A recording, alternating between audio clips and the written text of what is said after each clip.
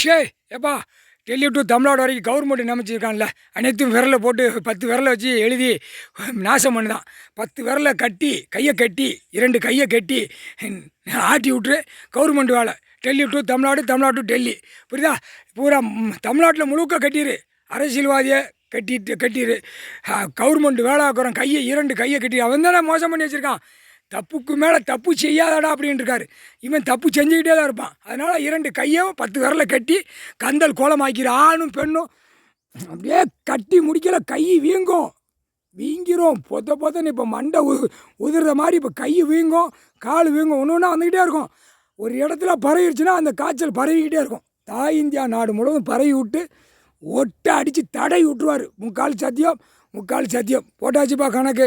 அரசியல்வாதி நியமித்த கவர்மெண்ட்டுக்கு அனைத்தும் 2 கையும் 10 விரலையும் கட்டிடு, புரியுதா? 3/4 சத்தியம்.